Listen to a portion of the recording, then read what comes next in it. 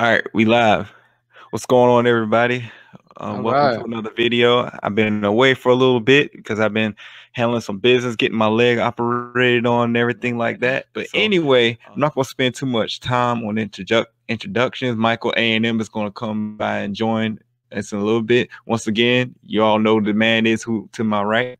You know what I'm saying? Jumanji, the apostate and everything. So today we're going to be talking about it was Nick Cannon, was his remarks, were they anti-Semitic, were they racist? We just going to just be talking about that. So you know, without further ado, I'm gonna let Jumanji go ahead and open up since you're the guest. You know what I'm saying? Go ahead, open up, go ahead and talk about it. What are your thoughts on his on what he was saying or the whole entire conversation within itself? Sure. I think to me, it just seemed that he was. It seemed more against white people than Jews. Him say something about black people being real Jews. That's not really anti-Semitic. Um, that's not really anti-Semitic. But I think what he said about white people that could be considered racist and put another race down. Mm-hmm. I mean, that's just how I see it. I mean, I didn't see anything anti-Semitic about what he said. Just that black Jews, and that comes down to a belief. Right. I'm going to play the video real quick, and I'm gonna play one part of it. Let me go ahead and share my screen real quick.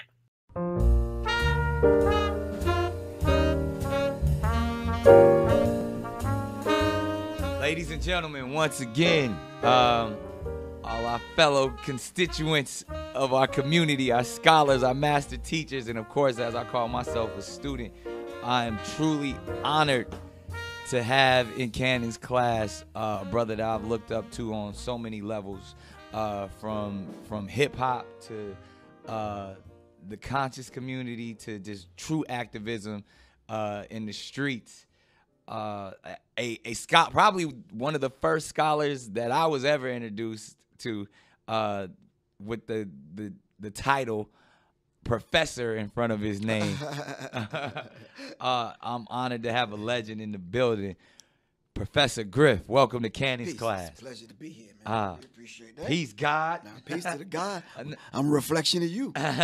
Man, so I don't even know where to begin. I mean, we going to jump into so many things, but we usually have a framing question because this is a class, right, and text. And not only do we have new text, a warrior's tapestry that you put together, which for all the young brothers and sisters that always want to get involved into and it's beyond the world of consciousness, because I'm falling back of using that term, but a lot of people are trying to get more and more enlightened. They get introduced, and then they want to know what to read or what to pick up or what to eat. This book right here is the greatest tool to get us introduced into this world, to where you can start digging a little deeper into some of your other books. The psychological covert war on hip hop, volumes 1 and 2, and so many other books. So we're gonna start in this space, but all of these books are available. We'll just start it off top. How if somebody wants to get your newest book or any of your books, how do they do that? Well, it's really simple. I'm approachable, and I'm there for people to reach me. Everybody and their grandmother has my phone number. Yeah. 678-557-2919. Damn, that's real. That's super solid right real. there. That's my cell phone number. 678-557-2919. Or they just go to my website, professorgriff.me. Yeah. And it's strange how I got the professorgriff.me. I went to go get professorgriff.com, which some dude had it and wanted to argue with me on the phone. I'm like, bro, come on, man. It's like, that's crazy. He's like, I know who you are. I'm like, well, can we make come a deal up on off that? my joint? Yeah. Right. I'm serious. Yeah, come up off that domain name. Yeah. But anyway. And you can catch you on your live, Instagram, all of that. So he's very accessible. And again, like I said, it's an honor. And man, there's so many, because we got a chance to chop it up and build before this. Right. So there's so many things that I want to touch on and dive into, because not only do you drop those gems, but you speak in sound bites. So I know. But I just want to tap into the history real quick, man. Like even going back to Public Enemy, and even in the name Professor Griff, and you being one of the founders. How did this all come about in, you know, the golden age of hip hop? You guys had a lock on being that militant voice. Where did all of that come from? Wow. I think the beauty of the Creator bringing us together in Roosevelt, Long Island, and Freeport on one side, Uniondale, Merrick and Baldwin, then Hempstead. I think that area right there, Chuck's mom, knowledge of self activist, my mom, strong in the community, Miss Boxley, who is Hank and Keith Shockley's mom, the Bomb Squad, and then musicians around us and other people. I think it was a beautiful thing that they offered Chuck D the deal from Def Jam, because, you know, he was there with Flavor at Adelphi University on the air, already at a college radio Going station, crazy, playing different things. I'm at the youth center, martial arts classes. One of those instrumental individuals that was at the youth center having study groups, people getting knowledge of self and that kind of thing.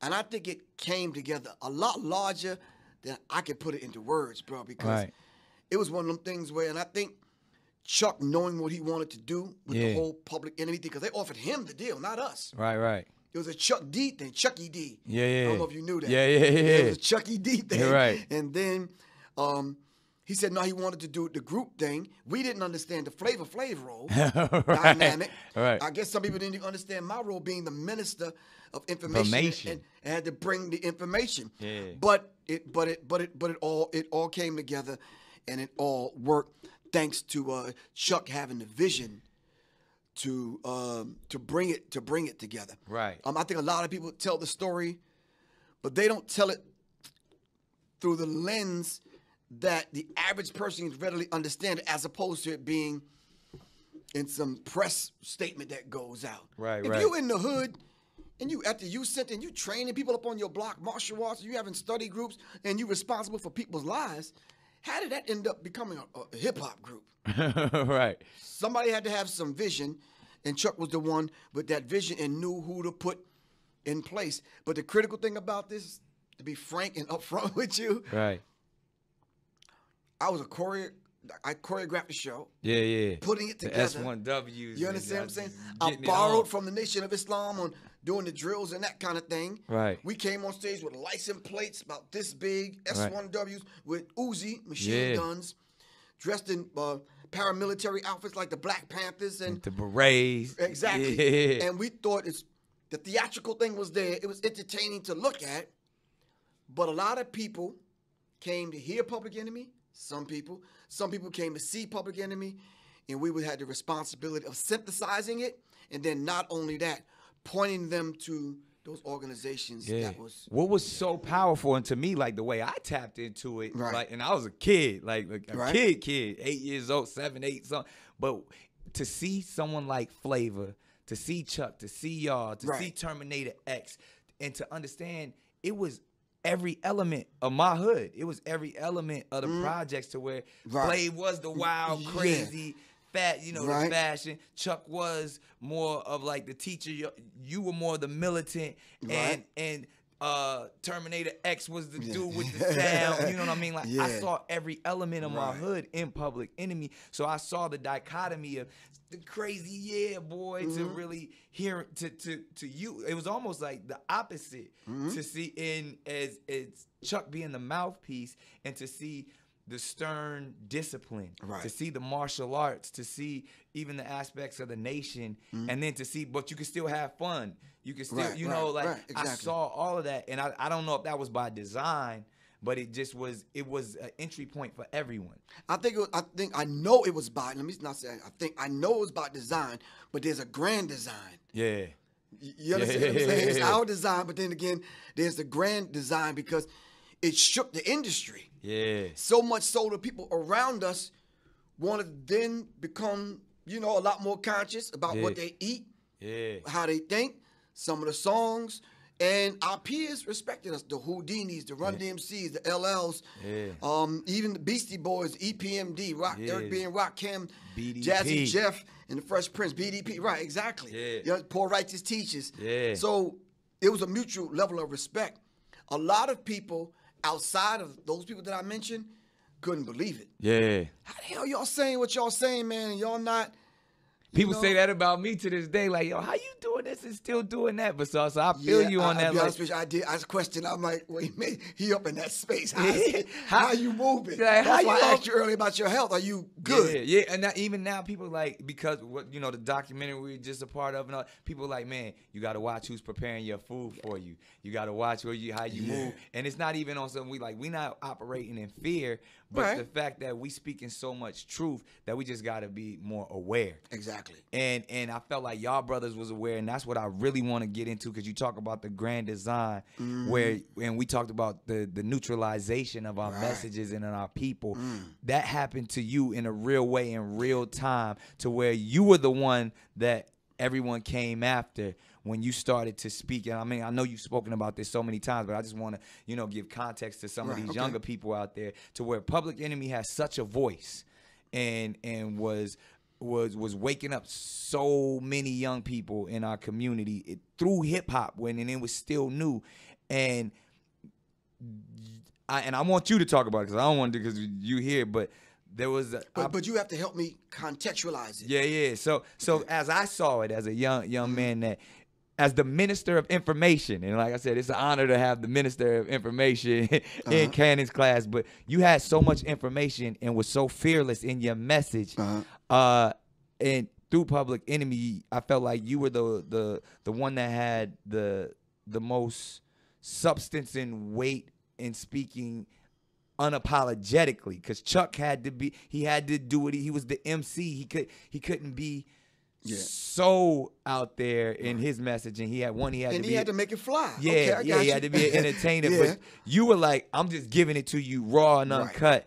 And if you could contextualize it and kind of, because I don't know the entirety of it all, but from my understanding, there was some information that you put out there specifically about the Jewish community that, again, where you were asked to apologize, or the entire group was asked to distance themselves from you. And that was kind of the first, that as I saw, the divide of Public Enemy, to where they had to go on and continue to be an entertainment group. And you stuck to your guns and said, I'm Griff. I'm Professor Griff. I will always be the Minister of Information, and I'm not going to apologize. So I'll step away and be myself and allow you guys to go on.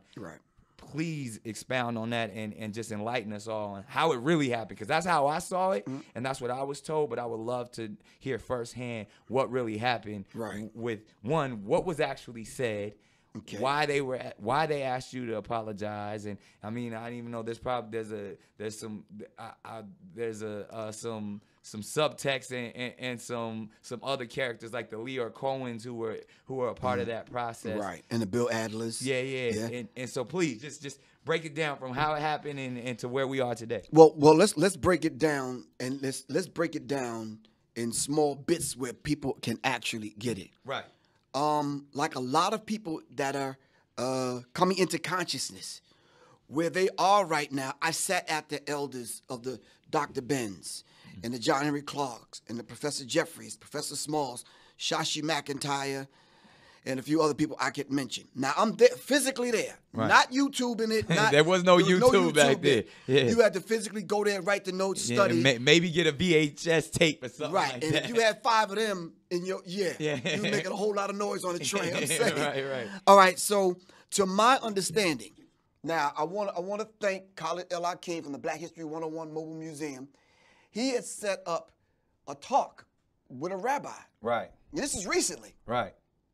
So, and I'm in front of a room full of Jewish people. And I'm asking basic questions, and maybe you can help me out. So let's look up the word anti-Semitic. Who are the Semitic people? And then we're going to get to the Public Enemy thing.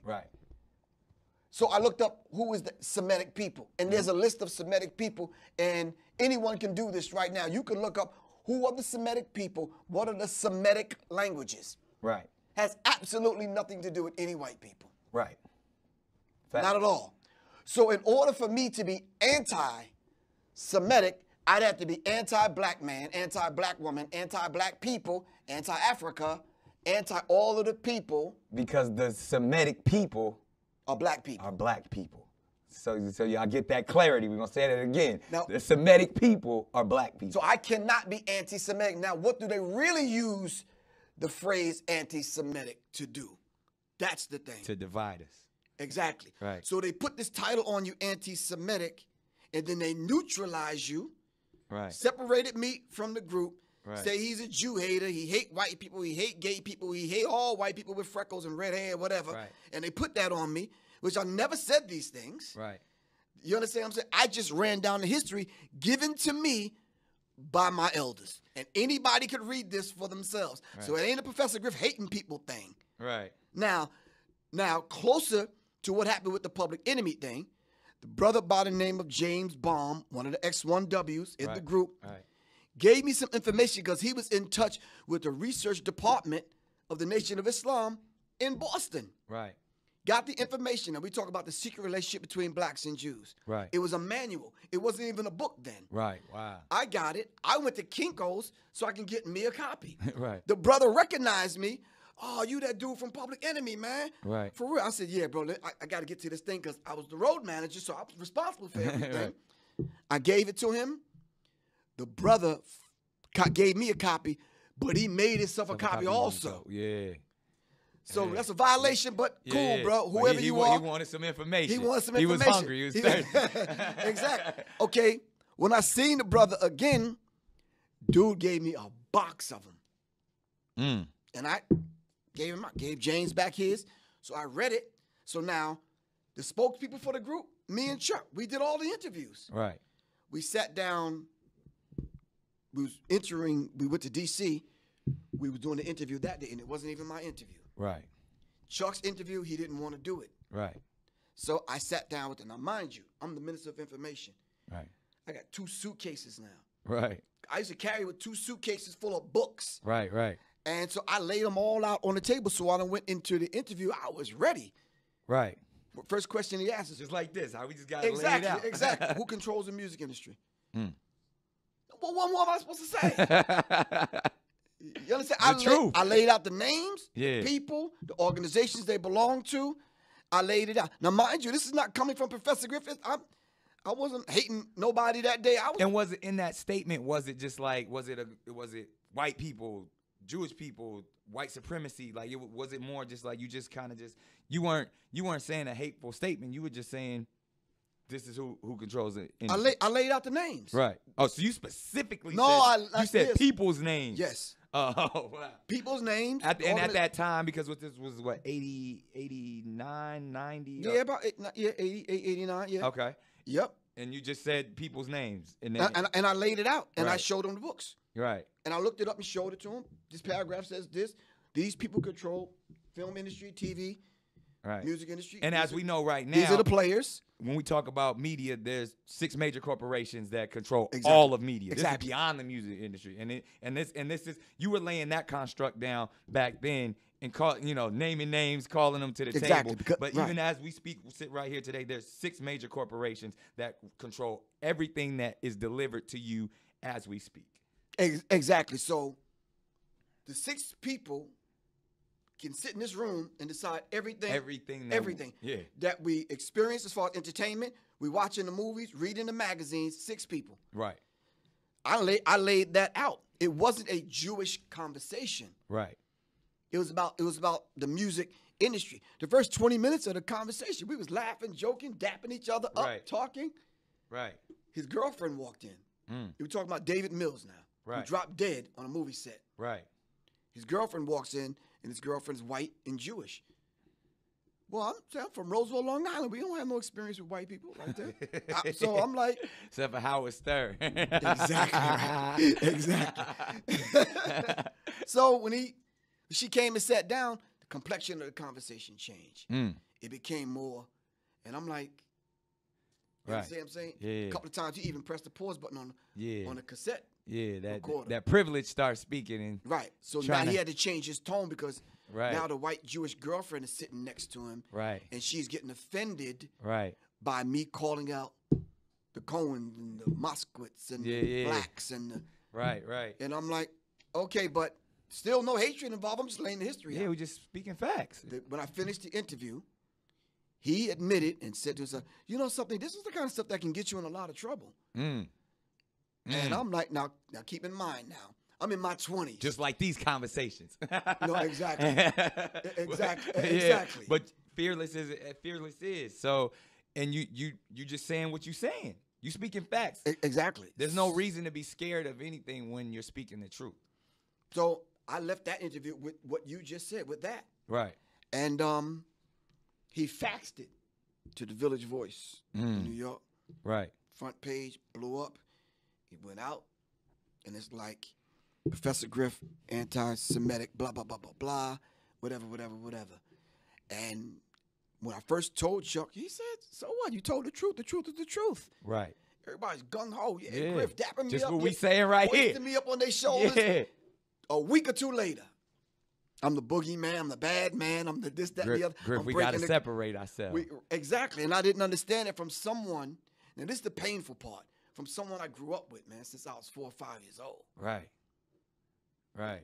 How do you do that? Right. How do you sit in a room and have one of your friends tell you who you fought with, who you ate with, broke bread with? Right. You know, how do you do it? Then a group of brothers that I came up with, the S1Ws, who, you know, we did everything together. Fact. You understand what I'm saying? Yeah.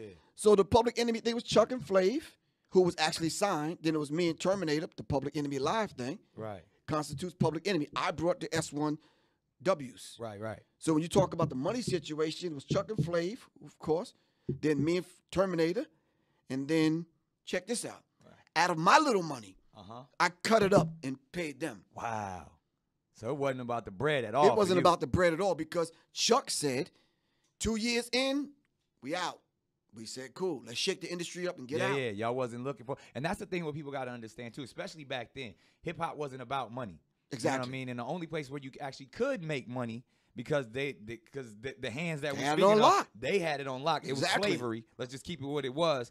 But live is where you could make money. And that's right. That's from the blues days all the way to today. Exactly. Where you seeing all these cats with all these diamonds and all that, that's because they getting 50,000 a night. Exactly. That's because, and back then it was 1,000 a night, maybe. Thank you. And we were on a van driving ourselves. Right, and it's 20 of y'all. Right. Splitting up $1,000 a night. Exactly. So that's the real of it. And the whole idea of separating myself from these cats prematurely that we came up. Now let's keep the timeline in mind. Yeah.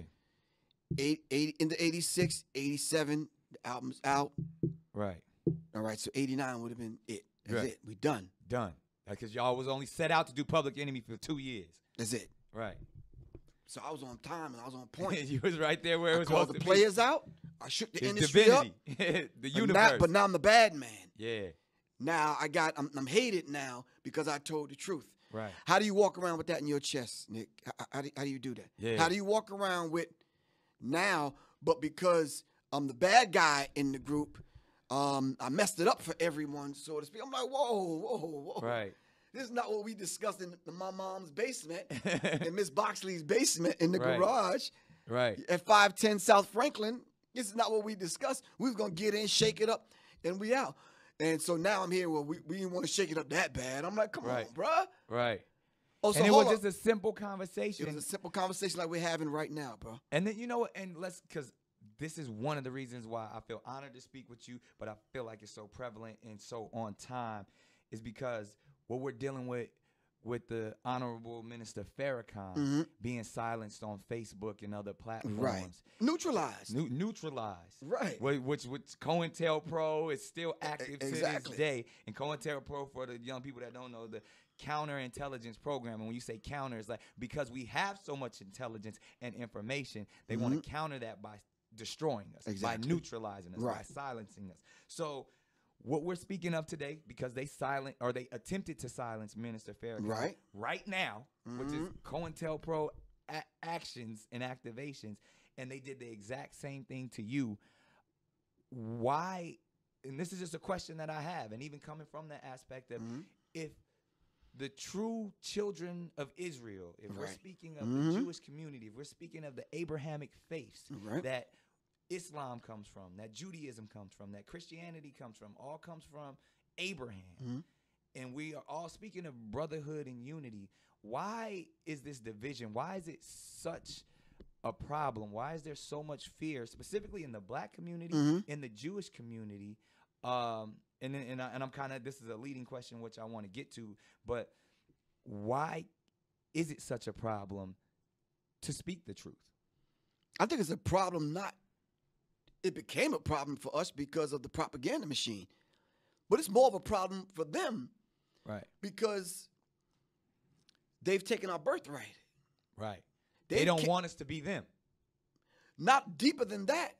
They don't want us to be us. They don't want you wrapping your head. They don't want. Wow. Nah, they don't. Now because you recognize. Right. And now they identified you. Oh man, Nick knows. I never disrespected any Jewish people. Right. Ever. Right. You understand what I'm saying? Why? There's no need to. There's no need to. I just told the truth and dealt with them on a professional level. So ultimately, are we saying that there's a certain group of people that maybe they're scared of the truth? I think there's Jewish people, but I just think there's a group of Jewish people inside of that. You can call them Zionists, you can call them whatever. So let's dig into that for a second, because that's where and even sometimes I find myself wanting to debate this idea, and it gets real wishy-washy and unclear for me when we give so much power to the theys. Right. When we talk, and then the theys then turn into the Illuminati, the Zionists, the Rothschilds, the Bilderberg group, the Freemasons. Right. And as a community, I feel, and I've done this myself, I want to blame others for the position that I'm currently in. Right. And that often becomes when you say the privileged white girlfriend comes into the room and or the apologists or these people come in and say, why aren't you guys over slavery already? Or why are you always complaining? And why don't you do for yourself or pull yourself up by your own bootstraps? And my people were also oppressed. We hear all of this stuff all the time, which a lot of times I really can't debate what they're saying, because some of what they're saying, there's some truth in it, because we're often blaming and saying the theys. But I would love to dive in real quick, just for the people that are listening and watching, even specifically the Illuminati. Right. When we say, like, to me, I say fuck the Illuminati. I say it with heart so much so, like, man, I don't give a fuck about the Illuminati, because one, that's Roman Catholicism, which I don't subscribe to. Colonization and the Europeans came in and kind of set some of that up. Right. But in tribalism, there had to be a hierarchy. There had to be a king and a monarch. And if I want to say I come from a king, if I want to say I am a god, I have to really embrace that and can't say someone else overpowers. Right. Well, I think we need to understand the sacred sciences that you alluded to, that we had, that that we have. Right. There are some people that came in, sat at the feet of our ancestors and our people, learned and took that sacred knowledge. Thutmose and all. Exactly. Yeah, and then second time, coming back to the continent, plan to destroy and take everything. Facts. We know the Europeans came in and raped and pillaged. Exactly. We know that. Thus, seeing how we operate and how we move and the deeper sciences that we know. For example, the Dogon. The name of my company is Serious Minds. Right. You understand what I'm saying? Right. But when I talk about this, I'm talking about the Star Series. Right. How did the Dogon know that was out there? Unless we mapped that out. Unless we came from that place and brought that. It's beautifully designed. Okay, exactly. So they came and figured these things out among us, and they crafted this society. And listen, let's just get something really, really straight. We are the first Freemasons. Yes. We are the illuminated ones. Yes. We are the first ones to establish secret societies. Yes. That's us as a people. They took all of that from us and set that up to rule what we call this present system that we live in right now. Right. They consider themselves illuminated ones among them. Of them. Because they put us to sleep. Right. So now how did they do that, though? So oxygen, the air hit it, and it turns red. Right. Democratic Republican Party. You see, it's not Bloods and Crips. Exactly. They set that kind of thing, Hegelian dialectic principle. Yeah. The opposing forces controlled by the same people. Right. So then let's go to what it really is then. When we talk about the power of melanated people, when we talk about who we really are as guys and understanding that our melanin is so powerful and it connects us in a way that the reason why they fear black, the reason why they fear is because the lack that they have of it. So then when you see what, Dr. Francis C. Welsing talked about is that fear in that just genetic annihilation, deficiency of when you have a person that has the lack of pigment, the lack of melanin, that they know that they will be annihilated. So therefore, however they got the power, they have the lack of compassion. That melanin comes with compassion. Melanin comes with soul. That we call it soul. We soul brothers and sisters. That's the melanin that connects us. So the people that don't have it are a little, and I'm gonna say this carefully, are a little less, and where the term actually comes from, because I'm bringing it all the way back around to Minister Farrakhan, to where they may not have the compassion or the when they were sent to the mountains of Caucasus, when they didn't have the power of the sun, that the sun then started to deteriorate them. So then they're acting out of fear, they're acting out of low self-esteem, they're acting out of a deficiency. So therefore, the only way that they can act is evil. The only way they have to rob, steal, rape, kill, and fight or flight, in order to survive. Exactly. So then these people who didn't have what we had, and when I say we, I speak of the melanated people. Right. They had to be savages. They had to be barbaric.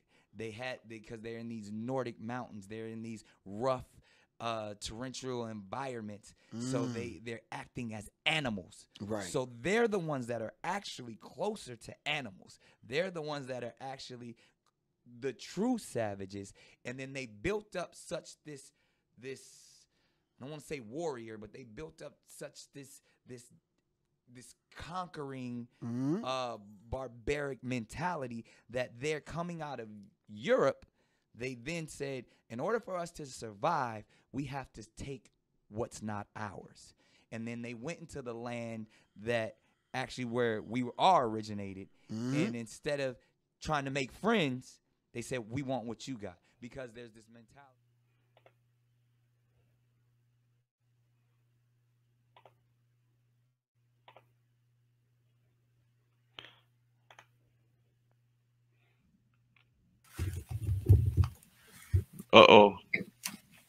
You know, we gotta say every time he jump in, you gotta say, you know that. What's going on, guys? Nothing too much. Oh, there he is. What's going on, man? What's up, Jumanji? We live yet? So while you're setting up, Mike, do you feel as though he was being anti-Semitic? Let me unmute myself. Okay.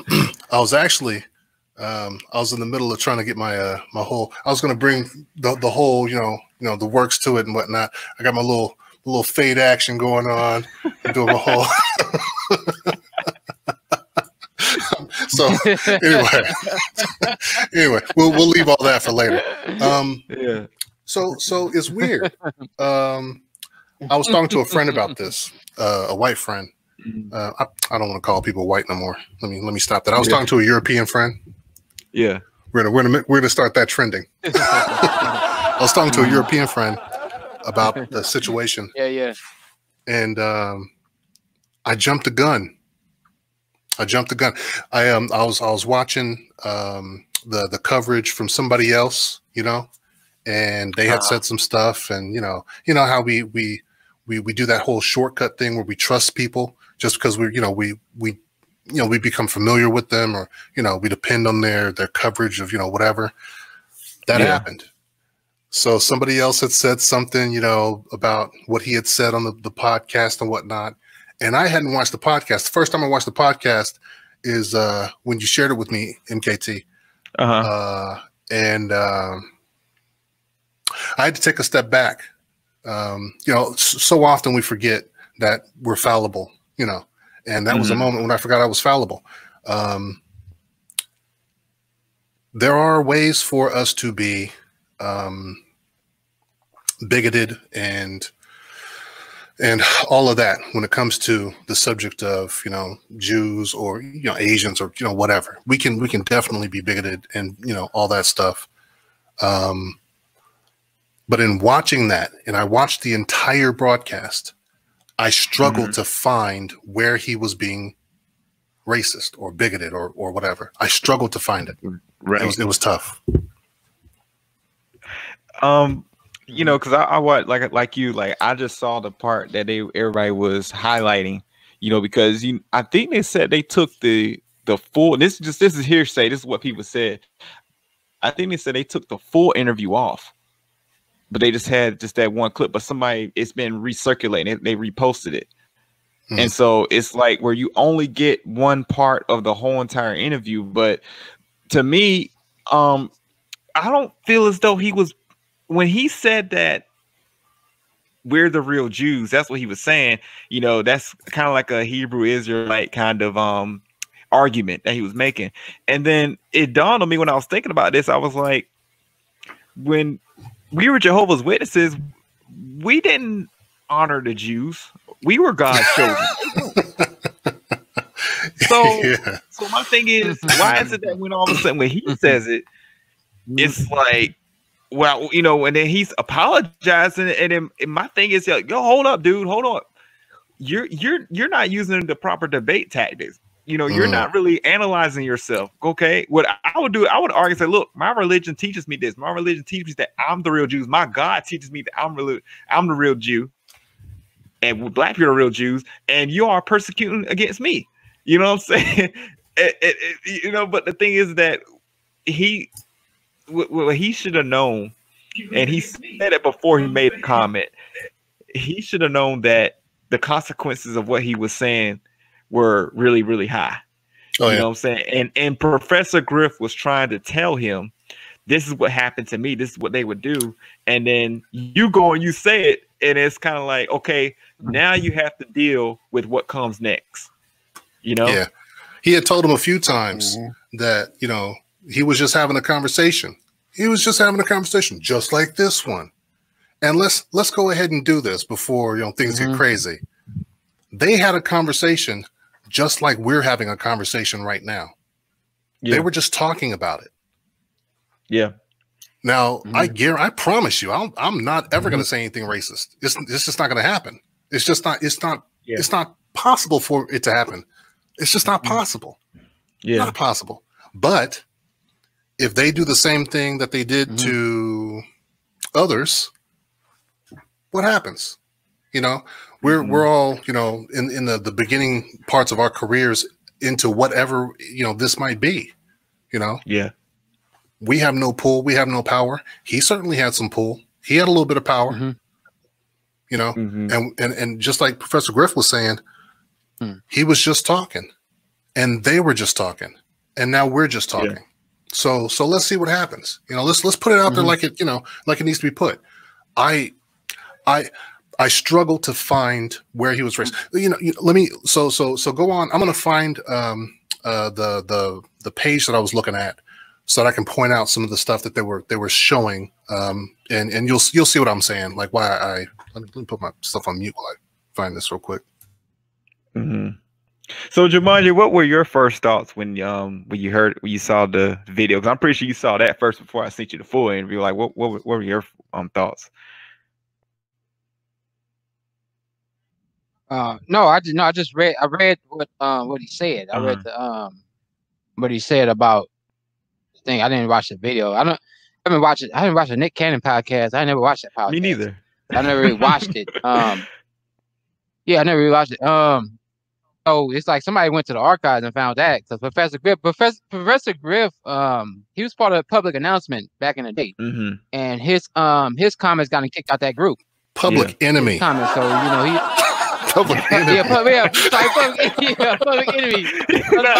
The public enemy number one. Yeah, public enemy. Public enemy. Yeah. I'm thinking R. Kelly. Public enemy. You called the public enemy with Flav Flav. Yeah. So they kind of fund that political that pro. They fund that pro rap era. You know what I'm saying? Yeah. And he went on there. But yeah, I didn't. Just listen. I didn't hear anything anti-Semitic in there. Now as far as what he said about white people being savages, that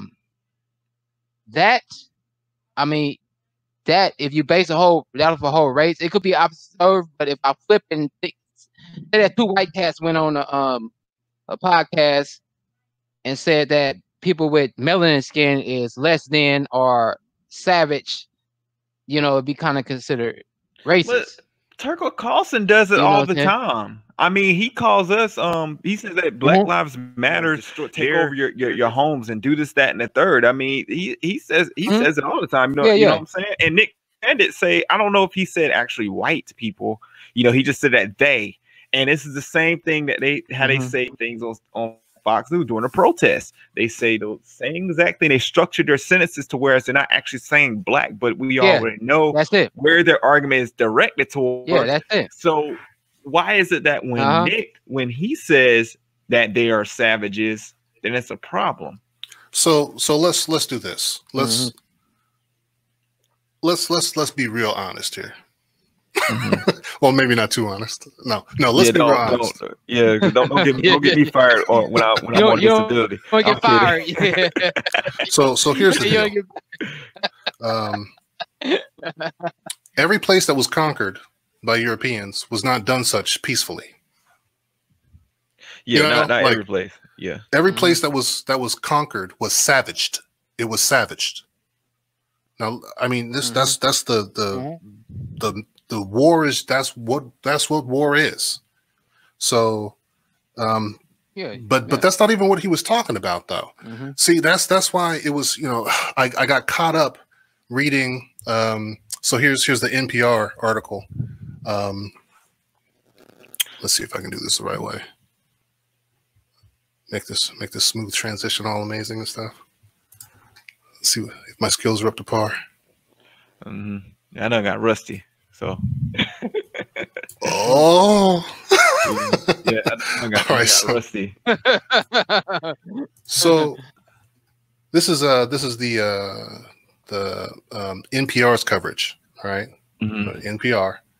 And so NPR says, all right, he's been fired from his whatever, after he made anti-Semitic comments, all right? So now I'm looking through here, and I'm looking specifically for the anti-Semitic comments. That's what I'm looking for now. But before I trusted NPR. So I'm looking through here, I'm looking through here, I'm looking through here, and so here we go. Throughout the interview, Cannon engages in anti-Semitic conspiracy theories, asking why we give so much power to the theys, and theys in turn, theys turn into Illuminati, the Zionists, the Rothschilds, referring to wealthy Jewish family as a dog whistle for anti. And here's the problem with all of that. He was not giving them. Oh, God, come on now. Go back. Uh-oh. You stuck? I lost my mojo. It's gone. It's never coming back. Oh, my God. Yeah, man, I blew your screen up and everything for you.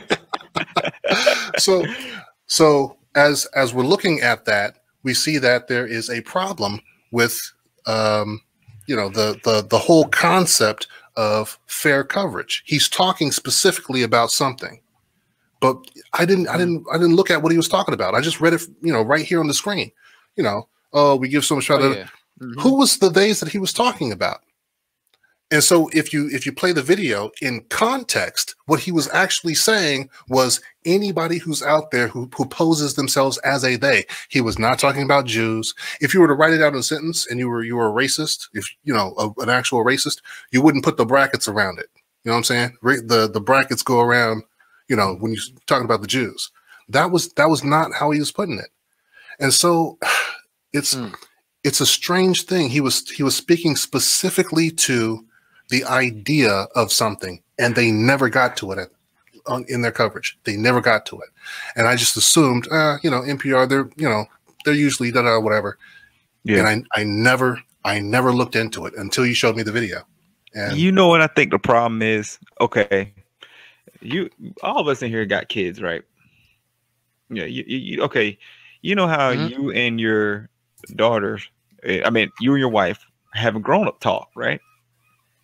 So they don't know really what you're talking about. You know, when we were kids, our parents be talking about bills, and you already probably know where I'm going with this. I already know where you're going.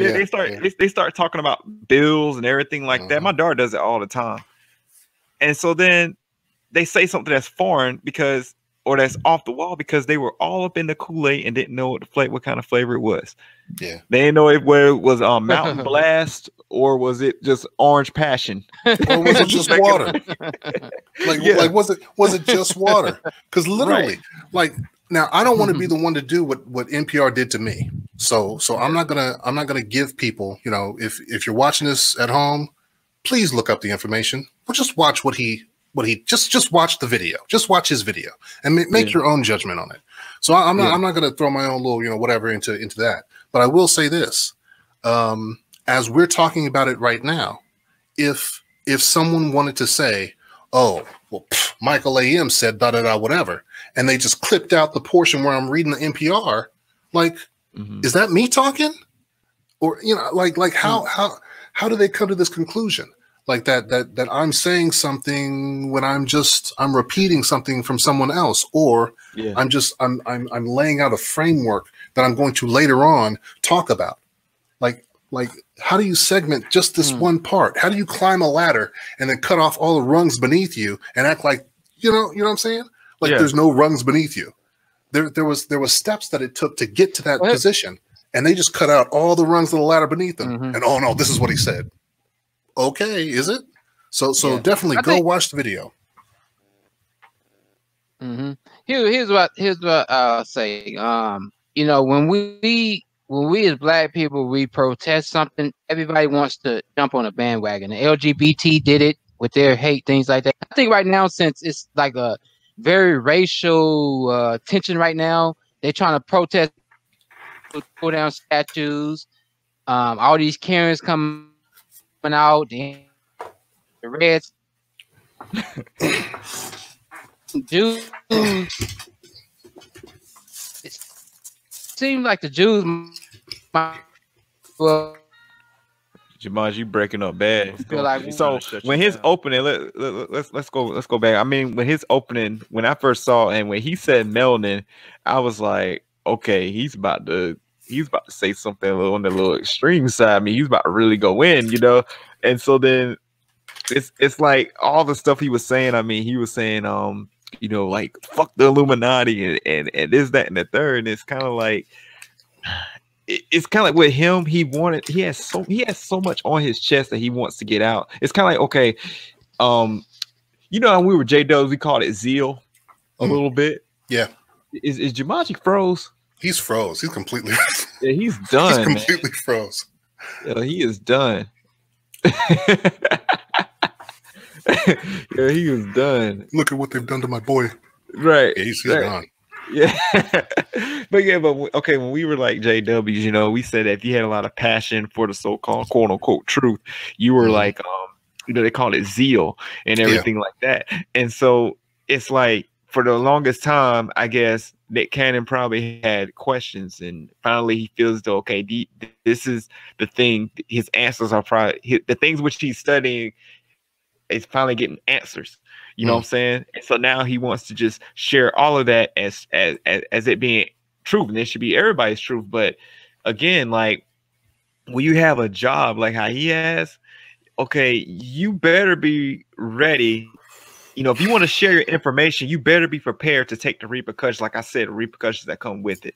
You know, now had he owned his own show like Wild Now, had he owned the company that produces him, had he owned that, you could say whatever you want then. You know what I'm saying? So what are your views on that? Like, should he have weighed the situation out a little bit first? You know, how do you look at that? No. There's no way that he could have said what he said and people not taking offense. If they were going to take offense at what he said, then there was nothing that he could have possibly said that they would have not taken offense to. Just going back, because I started talking about this conversation that I had with my European friend. I took her down the path of Africans becoming, well, Arabs, and it's a simple. It's too easy. Yeah. We know where the bones are. We know how old the bones are. We know when the first people were in Asia. We know when the first people were in, in Europe. We can count back to 40,000 years for the Asians. Or for the Europeans, just 40,000 years. We can count back 60,000 years for the Asians. We can do this. We can look at the bones. We can do the math, and we can do this. Yeah, we can see that there's a bridge that happens between the Africans who are living right along the coast, and you can do the DNA test as well, and you can see where these people come from. You can put a timeline to where these people are. So when I don't have a problem with someone saying that the Hebrews were African. I don't have a problem with that at all. Whatever. Yeah, me neither. Yeah, fine. To jump the shark though, and to go to, oh, that's anti-Semitic. We've got the bones, It's like we have the bones. We know when the people were where they were at. So to say that an Asian isn't African is just stupid. We got the bones. We know that they come from Africa. We can see it. Right. How else are you human if you don't come from Africa? Right. So to make it seem like someone's saying something that's wrong to be said, when all they're saying is, these people are African, and the whole thing with the Rothschilds and the whatever. Would you mind you trying to come back? Yeah, he's trying to come back. Yeah. So the whole thing with the Rothschilds and the Jewish, whatever. It's just an interesting thing. I'm Panamanian. I'm also Scottish. I'm also Native American. I'm a lot of different things. What if I talk about my native side? Mm-hmm. What if I start, saying something like, I don't think people should be talking about, some redskin, whatever. I think redskin's offensive. I think the word Indian's offensive. Whatever. And then they take, oh, well, you're against the Indian affairs, and start jumping again. African. We're all African. So if we're talking about Africans, if we're talking about humans, let's just talk about humans. Let's keep it clinical. Let's keep it scientific. Let's keep it, whatever. If someone has an opinion of, oh, well, Hebrews or whatever, just, but to take it to the extreme, to say, oh, this person's a racist or they're anti-Semitic, and that part just, you can't be anti-Semitic can you be anti-Semitic if you're a Semite? I mean, I guess that's the question. Can I be racist against blacks if I'm black? I don't know. That's, well, I mean, when it comes to that part, I mean, some people they don't like their own race. I mean, I met a lot of people and heard a lot of women for that part. They're like, I don't want to date a black man, or they don't like. I mean, literally, like, it's the self-hate is real within our community. So I mean, but that's, you call it self-hate. See, yeah, you didn't call it racism. You called it self-hate. I called it self-hate. So would you say that self-hate is the same way as being racist towards yourself? No, that would be a dumb thing to even imagine. Yeah. So the idea of racism is that there's a system in place to keep you down, and you use that system. That's what racism is. That's the ism. That's the the participle of racism. That's the action. You use the system. Yeah. So no, you can't be racist against others. So they're saying that. Okay, they're saying that Nick Cannon is a racist. That would say he made a racist remark because, and this is the argument that my wife was making. It's how how she was feeling about it. She was like, what race of people has really,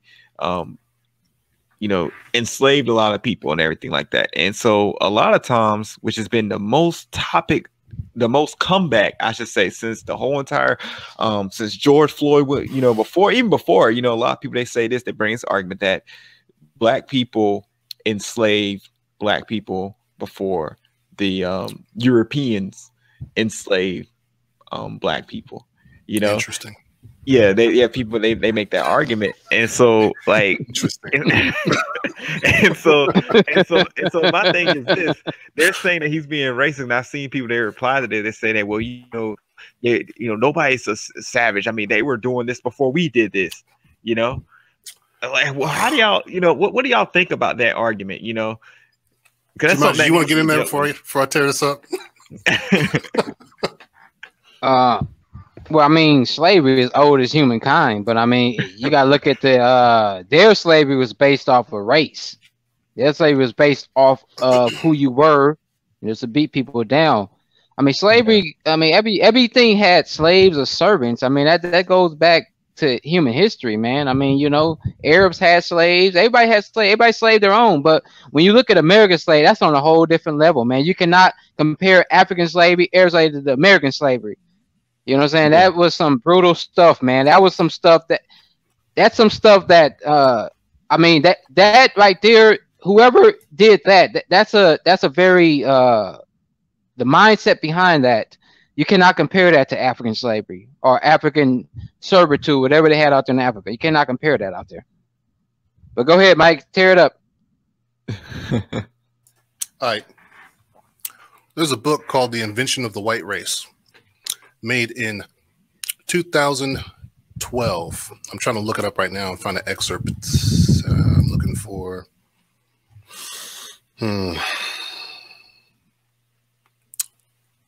I want to find the date when whiteness came to be a thing. It was in the 1700s. And I'm not going to waste time doing that. So, blackness did not exist in any type of way with our people. We never called ourselves black. We have a name. Blackness only came about because these people called themselves white and wanted to differentiate themselves from everybody else. So Polynesians are called black. The Maori are called black. The people from New Zealand, that is. All these different people are called black. So no, so that's that whole concept comes from Europe. That's the first point. The second point is this: when it comes to slavery, the tribes that conquered other tribes were not some unified, singular people. They were different nations. It was just like, America, we've got Canada, United States, Mexico. So Mexico decides to invade America or the United States. We're not the same people. We whoop some ass and we take them as captives. Oh man, the United States is taking their own as captives. No, that's Mexico. Yeah. So I'm living in Sudan. My man's living in wherever, and then we bump heads and we take them as captives. Those aren't my people. I don't know who's this. Right. But white, excuse me, Europeans. Yeah, I was about to catch you earlier. Yeah. Europeans put into practice putting us all into one basket. Everybody who's not us is of them. So anything that they do, they all do. And we suffer from that today because we do it to ourselves a lot. Well, black people are this, black people are that. There's no such thing as black people. I have no clue where I'm from in Africa. And doing the whole DNA test that won't help because, we're pretty disparately, we're very well blended. Yeah. But, yeah. But the concept of being from a specific location should take a little precedence. I'm just from here. I'm not everybody else who's on the the block. My family's right here. I don't know what's going on next door. My neighbor comes over to me. He's causing some ruckus. I knock him out. Oh man, that household. That's not part of my household. Anyway. Yeah, it's nonsense. Yeah. From root to fucking tree limb. You know, it's nonsense. The leaves on it are nonsense. The fruit that it produces is nonsense. The entire tree, the DNA of that tree is nonsense. That the entire argument needs to be thrown out. I will say this: ever since this pandemic and and all this other stuff has gone on, it's like I've been sitting on, and I'm not trying to show as though I have like I'm taken up by a bunch of hubris, so I say, or have hubris, but it's like, okay, for the longest time, I've been reading books, reading this, reading that. And I mean, it's like, okay, I'm down and everything like that. So I spend most of the time, like a lot of times I'm on Facebook, you know what I'm saying? And a lot of times people that I've been cool with, for the longest time, I never would think that I'll be having to educate them on certain things or feel so disrespected by certain arguments that they've made. You know what I'm saying? Like, and this is one of the ones that I literally, like, when I first came up with seeing this argument, which I've heard of before with them talking about that we enslaved, we enslaved people first and everything like that. I've just looked at it and I laughed at it because, okay, you just don't know. I was part of this truckers group, right? Yeah, truckers. So you already know what's about to go down up in there. Yes, we do. Yeah. So I just they did a post and I just responded to it. I wasn't disrespectful. It was mostly on an education level. I had the source and everything like that. And so this guy makes a comment. He said, "Well, y'all was drinking from mud holes in Africa." I said, you know what? I said, well, if you want to say that, then you're fine to believe that. But think about the reason as to why you're thinking that they drink out of mud holes. Because for one, the Europeans came in there. Africa was a rich land. I showed where all the resources, coal, gold, everything's a land full of resources. And why do you have people that are impoverished? Well, ding, ding, ding. You should think. Who came in there? Who came in there and ravaged that place? European, Portuguese, all of them. So Spain. Yeah, Spain, everybody, all of them, all of them. So my thing is that these people don't understand that they're actually proving themselves to be savage. Like, okay, it's like this. You break a whole bunch of windows. You ride a place near, then you're like, oh, that whole city is messed up now, or something like that. Yeah, I'm just using this as an example. You did dirt, you spilt the milk, you tore the house up, and then you're saying, oh yeah, this house is torn up, but yet you're the one that did it. It's your fault. You're the reason as to why this place is torn up like this. But yet still, you're digging up from all the resources. You're benefiting from the land.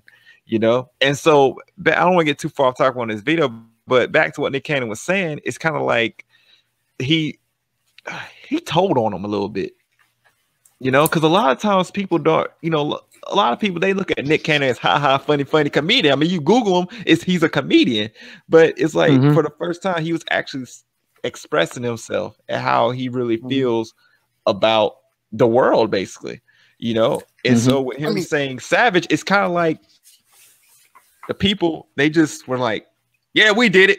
Yeah, he's telling on us. He told you, stop snitching on us. It's kind of like that, because he didn't come out and say at one point that white people are savages, or excuse me, Europeans are savages. He didn't say that, but it's kind of like who he was talking about was them. Well, he said about less melanin, so you can always think about people with less melanin. That's European.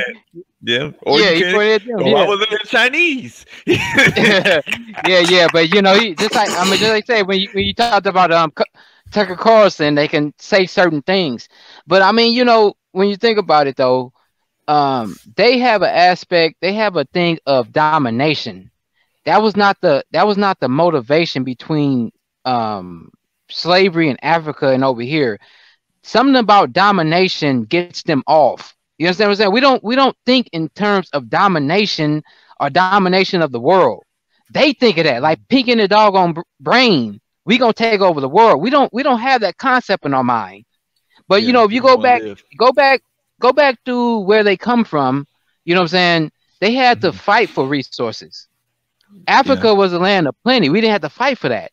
So when you have to fight for resources for the majority of your doggone generations, that's your mindset. We didn't have to fight for that. So their whole thing is, I have to dominate the person next to me to survive. We didn't have to do that. So it's ingrained in their DNA. So what he said, you know, I'm not saying what he's saying. I'm not saying what he's saying is false, but I'm saying that if you sit back and think about it, if the tables were turned as to what he's saying, then I would say it could be considered, because I mean, if you look at the word racism, that's kind of depicting a whole race of people based off a certain characteristic. But I'm not disagreeing. What he said is facts, man. What he said is facts. Something about a certain people come with certain, they whole mindset is dominant. They can't be in the same room with different people without feeling that they have to dominate or they feel some type of way. You understand what I'm saying? Like, if I'm in an environment with other people, if I'm on the same level as them, I feel inferior. So I have to dominate to feel myself. That's just what I see. I'm glad you said that. Right. No, you articulated it beautifully. I got to say that. Because I was, you know, at first I'm like, and then you said, well, you know, you got to think about where they come from and what they had to do. And I mean, just think about coming from Africa, never having to worry about clothing. I mean, it's something as simple as clothing. Like, you don't have to dress up all warm and stuff. Yeah. What's warm? What do you mean warm? You know, you've never experienced snow. These people come from the snow. Well, if it snows, there's no agriculture. So you gotta, I mean, you gotta really get down. You gotta be beastly. You have to compete with these animals in a way that Africans never had to. Never had to. All you need is your spear, and you know, you walk after your prey. You know, you can walk for miles. Animals can't do that. They can't. Humans can do that. So yeah, you just walk down this prey and stab it a few times, bring it home. These guys, it's cold out there. You can't be out there for very long. You got to get at it, and you know, all this stuff. So yeah, I mean, you know, just that aspect, you know, right there. Yeah, I mean, you put it very, you know, more succinctly than I did. I'll be talking a lot, but no, y'all both good. And I mean, it's kind of like what the whole entire video, what they were trying to say in that segment is what you all just said. And coming from someone who has, once again, has not read, that's why reading is one of the most important things. Somebody that has not read, they're not going to understand this. You know, they're not going to understand somebody saying that their history that they came from a land that's not livable or something like that, or that they had to actually go through all this, and this is why they had to come through this area. You know what I'm saying? And so that's the thing. Like, that's gonna sound kind of crazy coming from somebody, you know, something that they never even heard before. So that's just my argument to the whole entire situation, is that they were kind of like listening too hard, and then also too, it goes both ways. You know, both parties are at fault. That's how I feel. And it's not really a fault, but what I'm saying is that you had this one person that is working for this for this place, and his job got mad, and basically, like, they're not really understanding. They just figured out that he's being racist, and they just want to fire him because people are mad, or the owner got mad, you know. So it's just a lot, man. That's just all to it. But the main thing that what got me was that, you know me, like, I don't necessarily agree with the whole entire Hebrew Israelite thing. I just don't, you know. I just, anything that's necessarily coming out of that book, you know, that's saying that this is me or this is me, like, no, I don't get down with that, you know, because I have a problem with it. And I mean, I'm gonna let y'all go ahead and respond. Are we Hebrew Israelites? Juman, you can go ahead. Are we Hebrew Israelites, for one? Are we? Go ahead. Typically, I don't believe it, but I mean, you know, the thing is, when you look at, sometimes I think we get confused that Africa is a continent, and that place has been took over by so many. Egypt, for instance, man, Egypt ain't been one type of people, man. Right now, Arabs are in Egypt, so we look at, you know, I mean, Jews that went down there and colonized down there. Asians is, you know, so I mean, it could be some Jews that have been down there in Africa. Me personally, I believe we come from African ancestry. We have African ancestry and blood. But ain't no telling, man. I mean, you never know if you have Jewish ancestry. I mean, you know, it's just, I don't believe me. I believe my ancestors came from Africa. You know what I'm saying? But you believe what you want to believe. You want to believe you're Jewish people. I just think that some people want to feel special. And you know, if we were part of the God chosen people, then we should rise again, because that's the whole theme of the Bible, right? Rising again out of your downfall. Yeah. You know, and I think Black people, we have a lot of stress and a lot of trauma that we want to feel special. We want to dig into something, you know. So it's like we read that, oh, we're chosen by God, then we're gonna somehow get out of this situation. But you know, it's based off our bloodline. You know what I'm saying? I don't believe it. You know. Yeah. What do you think? What's your take? I think you said something about that earlier, Michael. What's your I think it's bullshit. I don't want to say it like that, but yeah, I think it's bullshit. So if I connect my ancestry, the root of my ancestry, to everybody else, we're all one people, and that's there's no getting away from that. When you were talking about the guy saying something about you guys drank out of a mud hole. Yeah. Okay. Sure. But when my people were drinking out of a mud hole, so were you, because that was your people too. You know, how far back are you gonna go? you know, you people were in caves. Yeah. And when we were in caves, wait. So were you. Wait. We were in that cave. Wait, when were Africans in cave? When were Africans in cave? You gonna go back that far? You gonna go back 300,000 years? Like, come on! Look, oh my God! Yeah, have you seen this kind of stuff? The things that I've experienced since I've been up on this journey of being free, or actually experiencing the quote unquote world. Say, I can write a book of how many crazy responses that I've gotten from people. You know, at this time, it's just been crazy, and they flow off their tongues just effortlessly. Exactly. Yeah, exactly. They sit in the room writing down, that one's good, you know, and then they pass it to each other. It's like okay, we don't know our history. Okay, Africans had bones in their nose. Like, did you study? You looking at some Looney Tunes from 1920s? You know what I'm saying? A lot of them.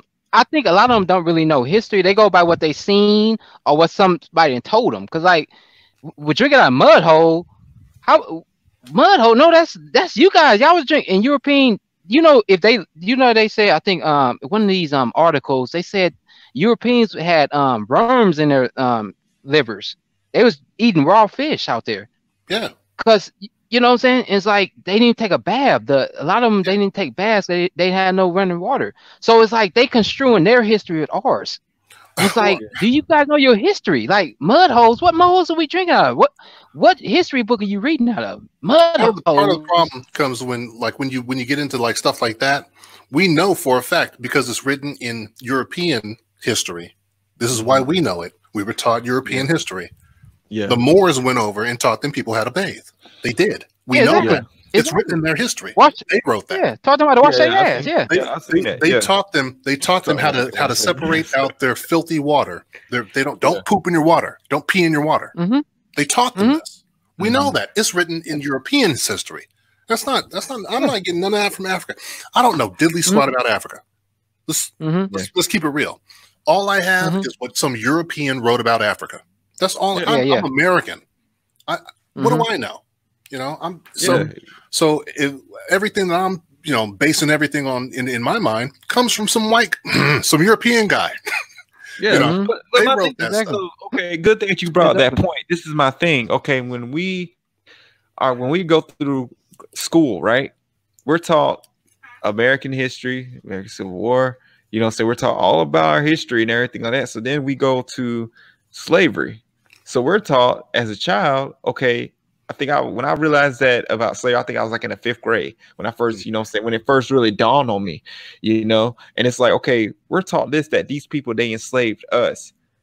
So automatically, what words are you going to address to those people that enslaved your grandparents and your great-great-grandparents? You know what I'm saying? Do you hear about civil rights movement? You hear about all this racism, segregation? Okay, so who's savage? How can that be? How can you really say that's being racist because you're telling the truth? And I don't even know that he was talking about that though. See, because in context, he was really talking about this general concept. And again, anybody listening, please find the video, watch the video, because the conversation went a little bit like this. It kind of went like this. I'm interviewing somebody and I'm asking them questions. Well, how do we do this? And how do we do, whatever. He continually was asking Professor Griff, how do we talk about this subject? How do we explain this thing over here? Nick Cannon offered up very little in the way of opinion, very little. And, and the other thing was when he was, when the NPR article said that he was agreeing with him, a lot of the times he was just saying, I understand what you're saying. Yeah. Just like you guys did right there. And that's it. And it's like, this is how we talk. We like, that's just how we talk. So there was a lot of stuff that he wasn't explicitly agreeing with. He was just, I hear you, I hear you, I hear you. But he was saying, yeah, right. So it's just watch the video, put everything in context, look at what he's saying. Maybe he's bigoted. Maybe he's completely bigoted, and I can't see it because I don't know. I'm on Nick Cannon's dick or some stupid shit like that. They'll make up all kinds of reasons why. But I don't know. But popcorn. But let me revert back. Let me revert back to this. Hold that thought, Jamai. Let me revert back to this because I never did give y'all my answer. Are we Hebrew Israelites? My problem is with this. You can do your ancestry, you can trace out your history and everything like that. For one, there's 3 parts I can answer this. 3 or 2 or 3. Back then, who asked anyone what ethnicity they are before they get up with them? You know what I'm saying? When I first saw my wife, you think I asked her, was she Hebrew Israelite or was she Native American? Was she this or she that? No. I didn't, I saw somebody, I saw this woman. I said, yo, I've got to have that. You know what I'm saying? I've got to, you know what I'm saying? That's so I mean, all throughout history, nobody did that. Okay. So later on down the road, that second part is, okay, when we do our ancestry, what pops up? You hear about the regions. There's not one time when I did my ancestry or trace back my, my heritage with my dad and everything, Hebrew Israelite did not pop up. No. Nowhere. It did not pop up. You know what I'm saying? I go through the cultures. You know what I'm saying? I see what they did. Okay. West Africa, what they practice? They practice voodoo. Voodoo.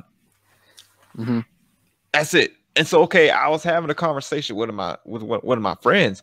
And so then his argument was that over time, the tribes, according to the Bible, that they split up and they forgot who they were.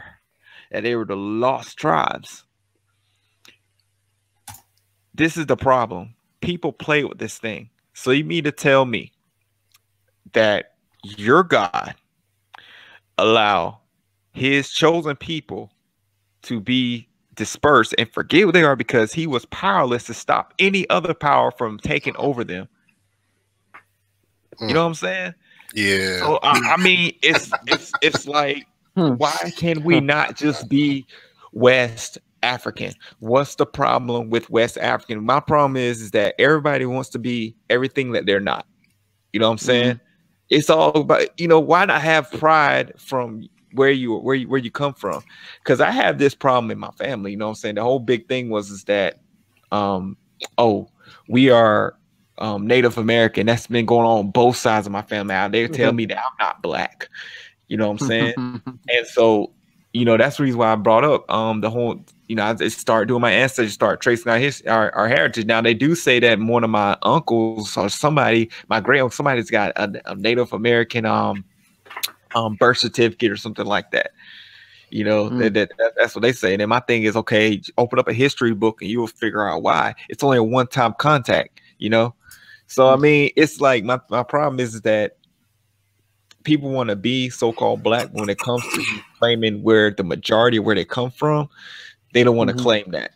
You know what I'm saying? And so that's my problem with it. I don't believe we Hebrew Israelites. I don't believe that that word anything that's coming about that Bible is a story that's written from another group of people, because they say that, and I'm not trying to go all around the bush, but they say that a lot of those stories, I think the Exodus came from the Pygmies or something like that. Yeah, that's what they say, that came from that. But I mean, it still doesn't make you Hebrew Israelite, because that's their story. So I mean, like Michael says, bullshit. So let's keep it. And you brought up an excellent point as well. The idea of us, tracing these things back. So what happens when they do get lost? The history is just kind of tangled, and they just knot, and just and then there's gone into the wind. What do we call ourselves then? We have a history that we don't know about. Every human being starts somewhere in Africa, but we don't know who, where, how. We don't know. We don't have the ability to know. History is the written word. The word history actually refers to when people started writing down the stories. So history only goes back so far. And before that, we have no proof, no proof. Yeah. And we're talking, a couple thousand years. We can find through DNA that, we've been around for 200,000 years. We can find that through the DNA, but we have not been writing for 200,000 years. No, we didn't start recording stuff until, and then there was that big whole thing, and not to get too much fixated on that, but that whole big thing with the Library of Alexandria. A lot of that stuff got just lost. A lot of information has been lost. So I mean, nobody really doesn't even know, really in context, how things began, because this probably was in that library on those scrolls, So, I got about 10 more minutes left. So in closing, no, you got something else to add on? I mean, I only want to keep it an hour, but if y'all can go, we can go. You know what I'm saying? You got some more to add in? Go ahead. So just real quick, there's a site called the Genetic Atlas of Human Admixture History, and I'll do my little fade thing here. Oh, it's magic. Okay, so let me bring it to the forefront. So if you go here, you can look and you can see what everyone's made of. I mean, this is embarrassingly easy. Embarrassingly easy. I can go from anywhere on this map and just see where these people are from.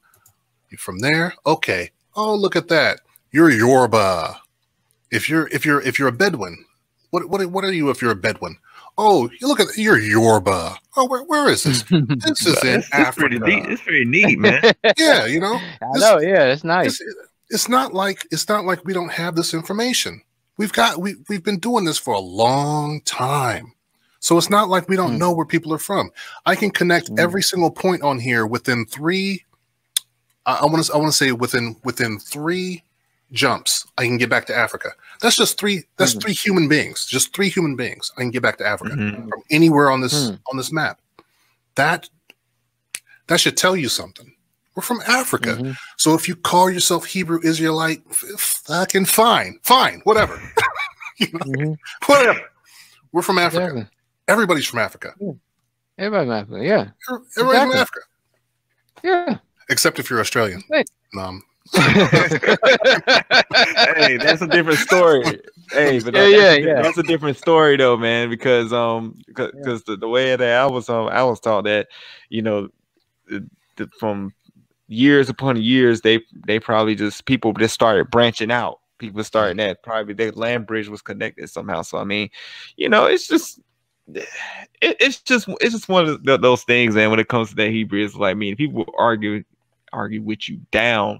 I think Jumanji, when you was doing videos, I think you had questioned your cousin or something like that about him.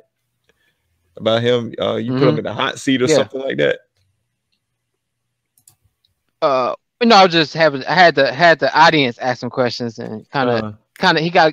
I didn't want to get uncomfortable, but yeah, he kind of got uncomfortable. But it is what it is. It's uncomfortable. Like it really is, because it is. Yeah, because it's more of an emotional.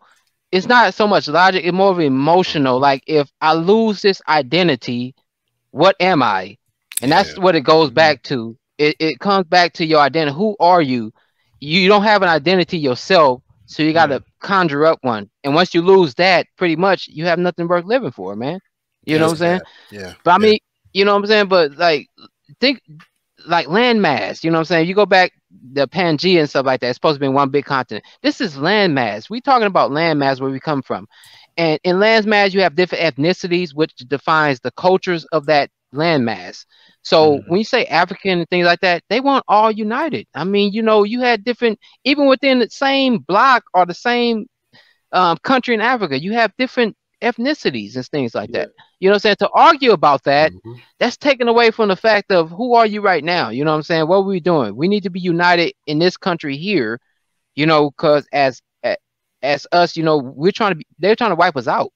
You know, when people talk about this conspiracy theory, what's that when they talk about when the conspiracy theory is depopulation. That applies to black people, man. They're trying to depopulate us.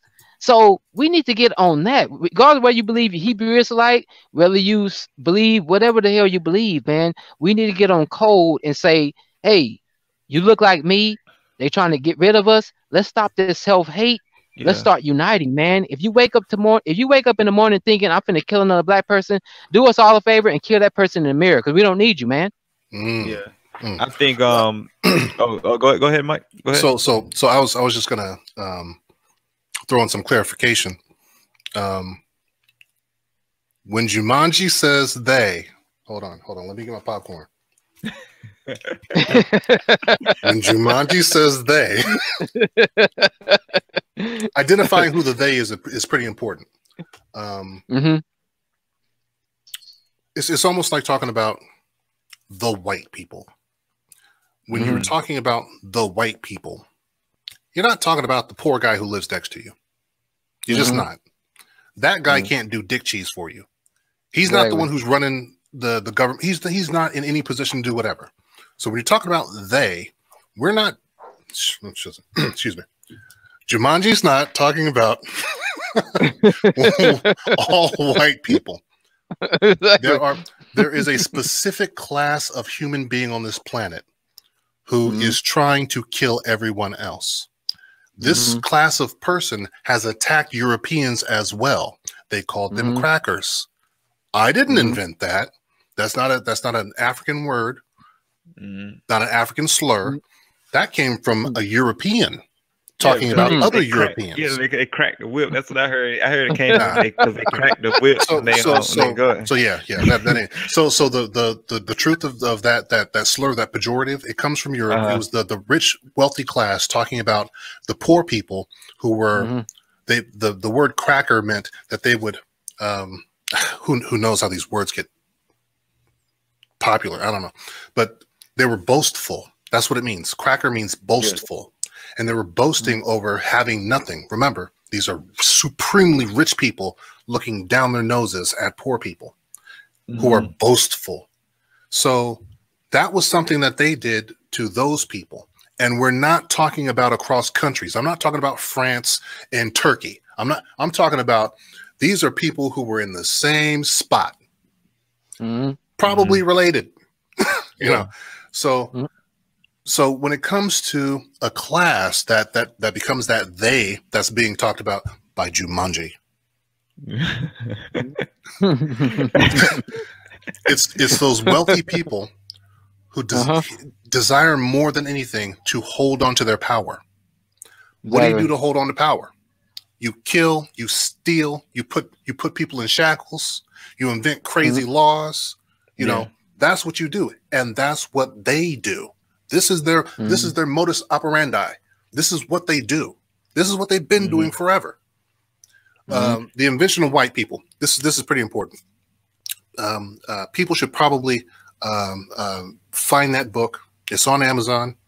The concept of it tells you that there is a history of separating out. There's a reason behind that separating out that you have to understand to see where we're at now. We need to come together in a way that in the same way that that the slaves and the indentured servants, before there was white people, before they were called white, came together. They were ready to take that power back. And the powers that be, the rich people, said,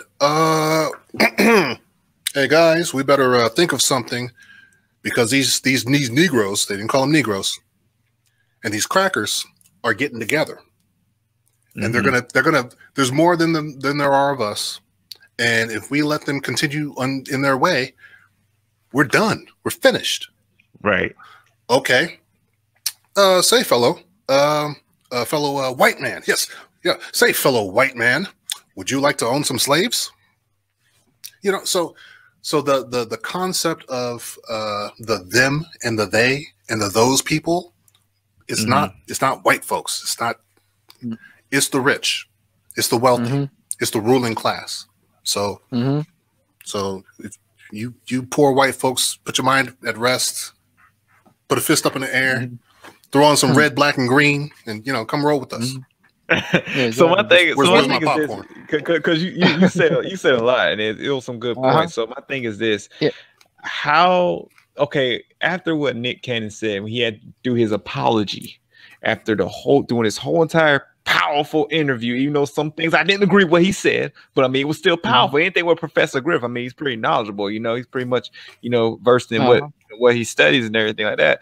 So how do we still I don't want to say live with, but how do we, I don't want to say treat, how do we look at our friends who are quote unquote white or European, how do we still coincide with them, knowing that we have this view and everything? Because there's two parts to this now, but y'all go ahead and answer that. So how do we still deal? I say deal, knowing that this is how we feel, this is our understanding. I do. Me personally, man. Thing is, man, I deal with you how you deal with me, man. If I'm gonna treat you with respect first. That's my whole thing. I've always, if a person come, especially if you a man, I'm gonna treat you with respect as a man. Now, once you disrespect me, then that's when I disrespect you. It's like I'm gonna treat you with respect, but just don't show your ass. That's the whole thing. Like, it's like if I know a lot of cool white people, you know what I'm saying? Yeah. And that's I'm not being racist. Like I have 4 black friends. I'm not like that. But I'm saying, like, if I meet the right person, hey, that's another human being. But once he starts to show his ass, then that's why I gotta back up. But I'm not finna automatically judge you and say, oh, you a racist individual because you white. That'd be no different from a white person saying I'm a thug because I'm black. Yeah. I gotta view you as an individual first. You know what I'm saying? So I mean, I treat a person, especially as a man, I treat you with respect first.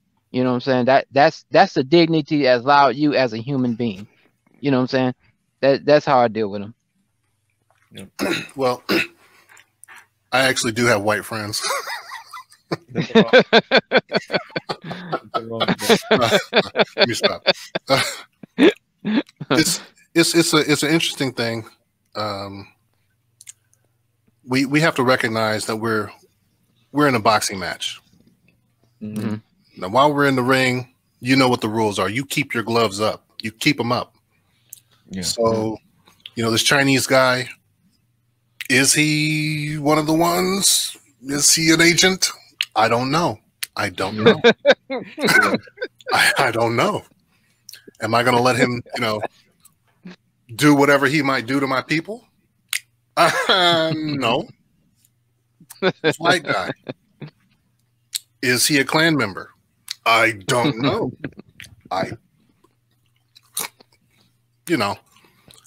We have to guard ourselves because we know what the score is. Regardless of what the reality is, that is the rich versus the rest of us, regardless of that reality, there's something else in play, and it is human nature. So we have to trust in that human nature. Yeah. I'm not out to hurt anybody. I don't want to hurt anybody. But I know for a fact that there are people that are out to hurt me. So what am I going to do? Just walk around blindly, just shaking hands with everybody, knowing that they coughed they coughed COVID directly onto their hands, just so that they can see me and shake my hand? Crazy. Am I going to go around kissing all the babies? No, it's just that's not the way. And I take a little bit of that from Malcolm X. I look at the struggle between Malcolm and Martin, and I've come on the side of, okay, Martin was wrong. Martin was wrong. Exactly. And you know, the story. I've got a mentor. He's Italian, so you know, there it is. You know, again, he's my mentor. So yeah, fuck everybody who says I'm racist. Well, you know, well, look at what's the movie called? The Django. You remember? You know, his mentor. You know, Django. Yeah, Django. Yeah, I mean, very much like that actually. We went out shooting white folk. No, that's not. My thing is, yeah. Well, you do. Yeah, let me slide. Go ahead. So my mentor, he's a professor. We were talking about the struggle that Martin Luther King had, and he was really hitting home this point about Martin having a problem with his people integrating into a burning building. That concept. Yeah. So, you know, and he was talking to me about it. You know, we were in Tennessee, and so, you know, all these people who were there were right there in the middle of the movement. He's an older guy too. And, you know, so it was a one, like I was really talking to people who had been through this situation, and coming out of it, you know, I heard what they were saying, but then I look around and it's like, would I put my baby in a burning building? The solution that Martin gave was, we become firemen. What, you know, I feel like I'm integrating my people into a burning building. So what do? We become firemen. That's what he said. I'm not trying to save these people's shit. It's not my shit. This establishment, that woman who came out and was passionately speaking this, I wish I remembered her name, but when she was talking about people looting and all that, man, she hit it right on the head. None of this is mine. I'm not saving this burning building, and I'm certainly not putting my kids into it. And okay, you know, man the window, stay. You know, no, that's, you know. Yeah. So no. We gotta watch out for ourselves. If my friends, if my Italian friends, if my German friends, if my Japanese friends, I got friends all over the world. If my Arab friends, if they want to roll with me, come on, let's do this. I've got nothing but love for you. You, your families, all of them, love them all. I eat the matzo balls and eat the, you know, whatever, and you can have some of my, you know, that's great. We'll put it all in a pot, and we'll all grow nice and fat and old, and we'll tell stories about being young and stupid and all that. Wonderful, great. But I'm not going to risk my life hanging out with people who, you know, who might want to take it. You know, yeah. I got years ahead of me, grandkids and all that. I love them. You know, I'm trying to live good, and that's. I'm trying to live to see my grandkids. But I mean, the way I look at it, the way I see it is like this. I'm versing. I know history, and my thing is, I watch, and I do respect. I give people a certain respect, a certain level of respect that I have for all people. You know, regardless if you have disabilities, regardless if you straight up, just anybody. But it's like there's a certain line that I set for when it comes to white people, Europeans. I got to stop saying white, because I mean, trying to just change the narrative a little bit. I have a certain line for Europeans. I do. I'll give you the respect, but yet and still, there's certain things you cannot say around me. When you say things that, when it comes to what's going on now in this in this world, some of the things you don't need to be speaking about. I've cut off so many people within the so-called XJW community. Me and Jumanji, we talked about this. I've cut them off because I'm like, yo, what you're saying is wrong. You know, you need to stop, and it's not your subject to be commenting on. You know, it's like once there's a certain, like I said before, there's a certain line that I have. You know, I still love them. I love all people. You know, but yet and still, you need to understand which side on history that you're on. You know what I'm saying? Learn your history that way, so that you can respect me and know what happened. The reason as to why I am considered a black man on this soil in America. You know what I'm saying?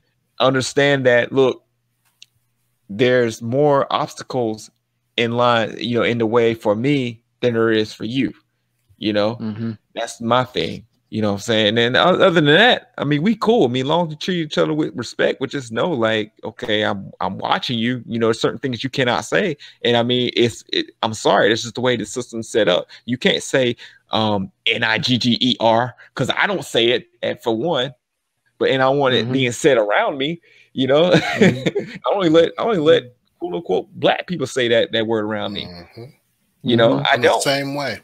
I'm the same way. Yeah, I don't. Yeah, because I mean, you get sometimes some of them, they feel as though like they can, if they have to be a part or be around me, that they have to act sort of like the stereotype that they have for black people. You know what I'm saying? I don't want none of that. You know, because we were just talking about Joe Biden doing that. You know? Yeah. Oh God. You know? And I mean, another thing I want to bring this point before I forget. We have to be mindful also too that I'm gonna say this. This will be my last word, and I'm gonna shut this thing down. But it came out. I think it said in the census. There's a poll, and this is what was said in the video with Nick Cannon and Professor Griff. Did you know that in 2050, I think this is from the Chicago Reporter. I think they said in 2050. Europeans here in America will no longer be the majority. It's going to be Hispanics, Chinese, and us. We're going to make up the minority. You put all the minorities together, is going to override the majority, so to say. So it's going to flip flop. Yeah. And now I'm gonna jump out this a little bit. If we think about it. What is the stuff that's going on here in America? You have a wall that's trying to get put up, for one. And also, two, you have certain people, quote unquote. We have a young lady, not to get too far off talking about Nick Cannon, we have a young lady that's really supporting Mr. Trump, so to say. And I think y'all know who I'm talking about. You know what I'm saying? She kind of supports them, you know, and all that, saying that, okay, the Hispanics or there are people coming over here that's going to take all the jobs. But if you really look at the bigger picture, what's going on is that this country by 2050 is going to be mostly minority. It's not going to be majority. So it's kind of like everything that you all were saying, not your common white folks, not your common ones, not your common European folks, so to say, but the ones that want to keep this capitalist country the way it's set, or they want to keep it, quote unquote, I'm just going to say, quote unquote, white, so to say. They want to keep it that way.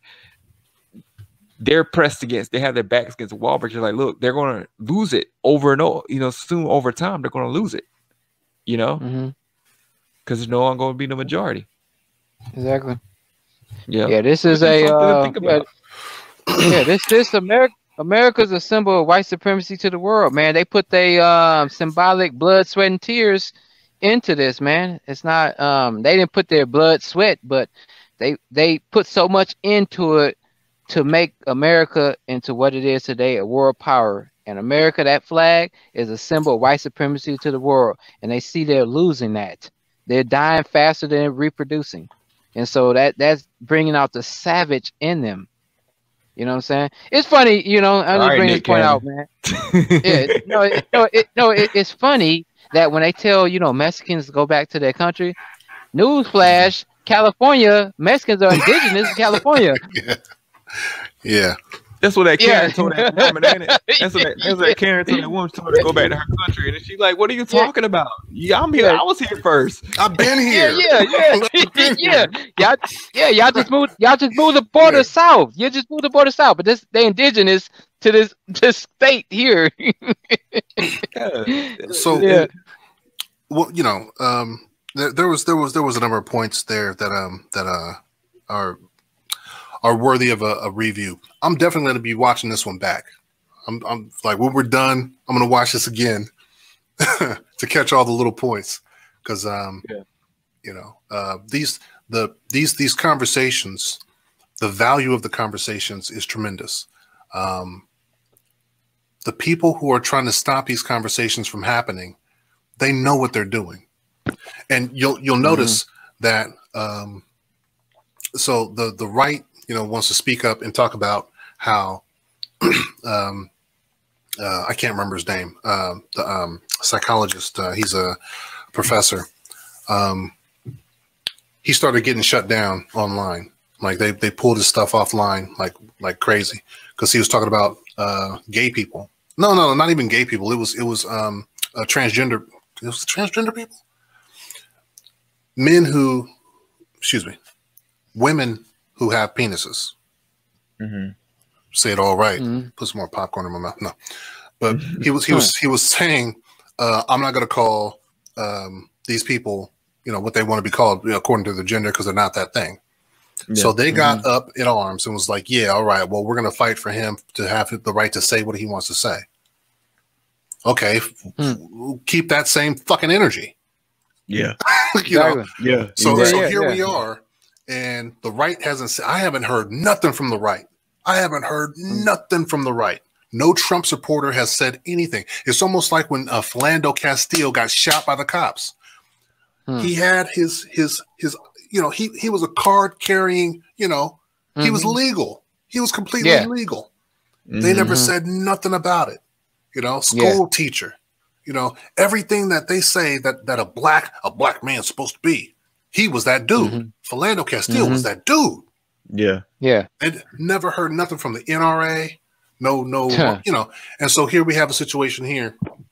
And again, I'll have to watch this video again. I went ahead and I posted it in the private chat that we have on StreamYard. So yeah. Hopefully you can post it in the thing. I can't post it in the chat for some reason. It won't let me actually post because it's got a thing in there. I've abandoned StreamYard. I didn't because I was going to play this video, but you can't share the audio unless you pay. So that's the reason why I'm probably going to just when I post it on my other channel, I'm probably just going to just re-edit this video and just add that video in there, that certain segments that we were talking about. But But yeah, what I'm saying, just a rundown with all this information and everything that's been going on. Like I said before, like I just feel as though people just listening too hard, and he shouldn't really be dealing with what he's dealing with because it's no news to anybody who the savages are, who did what. And if someone's offended by that, then look, that's something that you got to deal with. That's something that you got to deal with. Like all you got to do is just look into history. You find out it's not necessarily us saying that you are a savage. He didn't say not one person, because I don't necessarily believe that every European that's my friend, when people had European descent, is a savage. No, I'll be dumb for saying that. No, I don't. But it's a certain level that is above us. The people that they're actually. All my European friends are savages. I'm just gonna say it. Well, all my European friends are savages. Hold up. Don't they have music that comes out to I'm a savage? You know what I'm saying? So in a way, look, I'm a savage. I was raised around a whole bunch of white folks. And we all came up together. I know these people's kids, they know my kids. We was raised together. We had to do what we had to do to survive. So every single one of them, we're all savage. My fault. Let me mute myself. Every time we go to Kentucky Fried Chicken, we tear up that chicken. We a savage, ain't we? Killing that. We cook.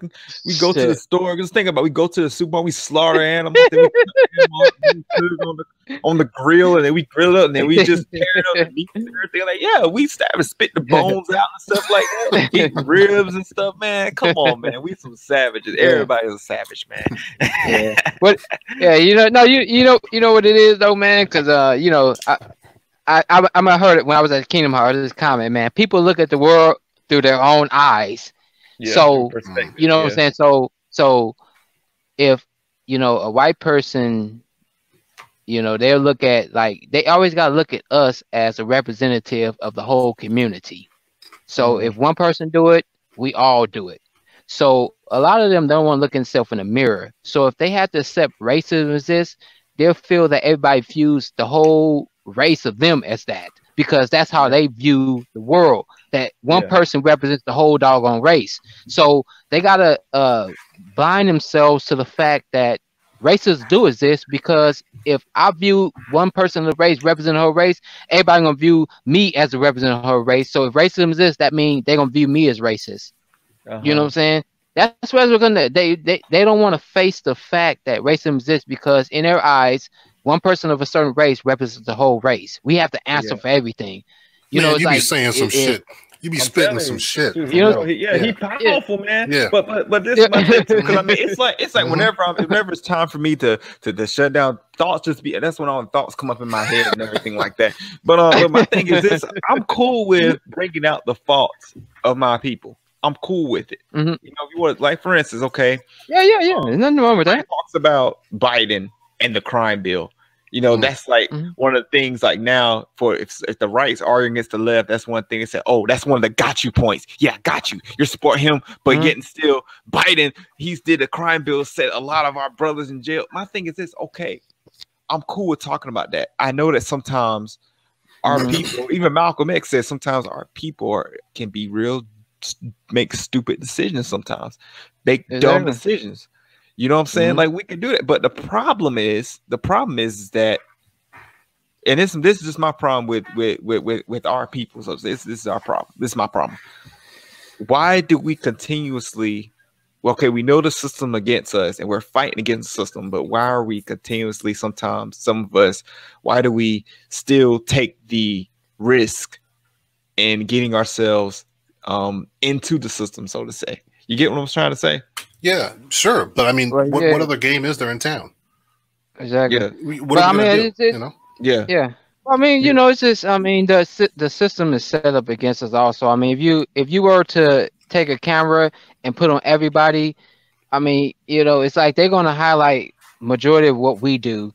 If you look at statistics, man, majority of family violence is done by white people, man. It's not us. Yeah. You know what I'm saying? Majority of the family violence done by white people. But I mean, they're going to highlight majority of everything is done by them. There's 77% of the population.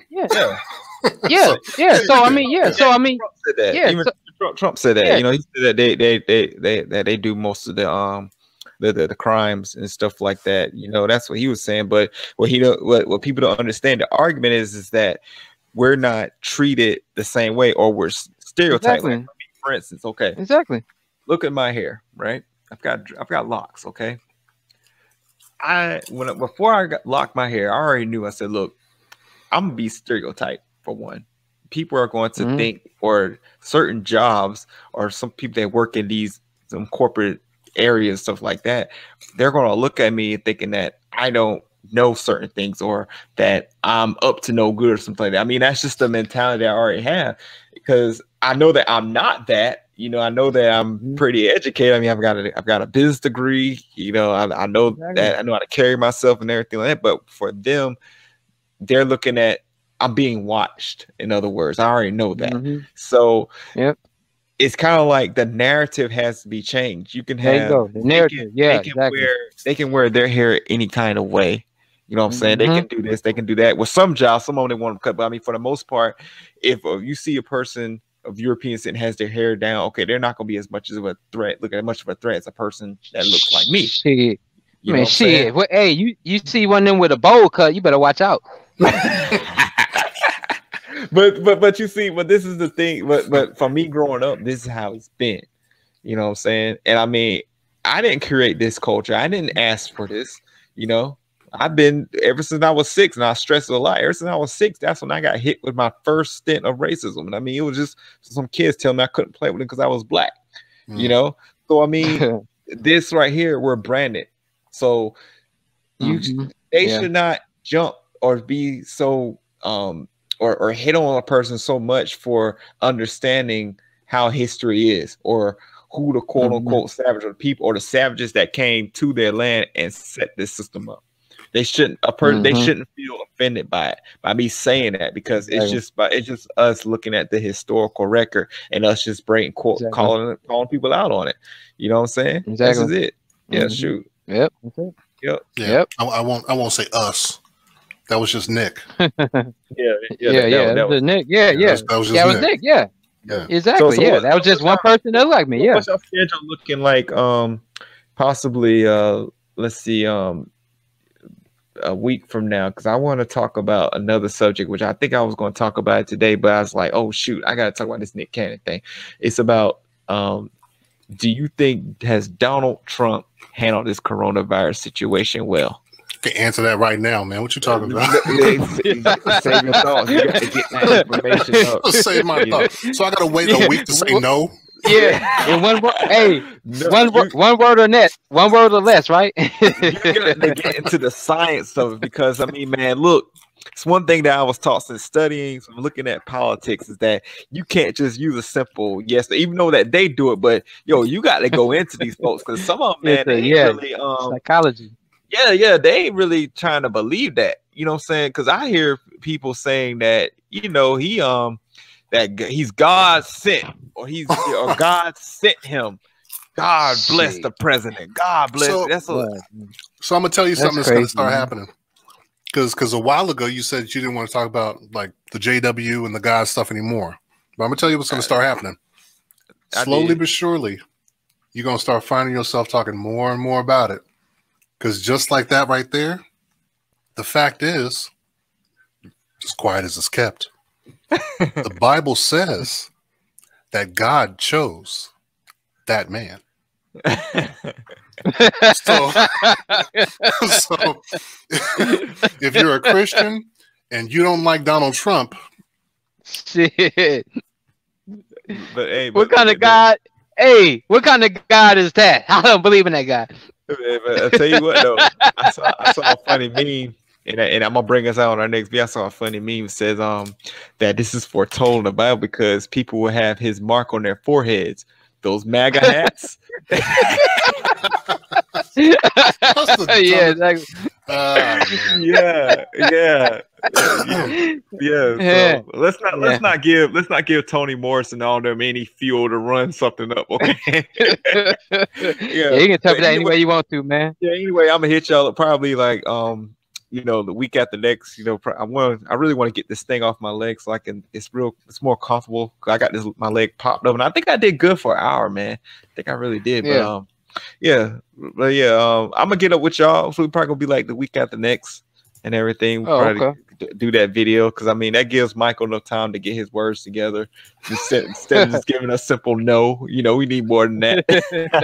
Yeah. You gotta get into the psychology of this dude. Yeah. Yeah. Oh yeah. Hit me up, man. Hit me up. Let me know. Yeah. I'll probably just have Sunday available. This weekend coming up, I have the whole weekend off. But other than that, I'll just have Sunday available. Okay then. Yeah. All right then, y'all. Peace out. And I'm gonna look for the restream probably late tomorrow evening after I go through this video and do the necessary things and everything like that. But you all be easy. Peace. And all right.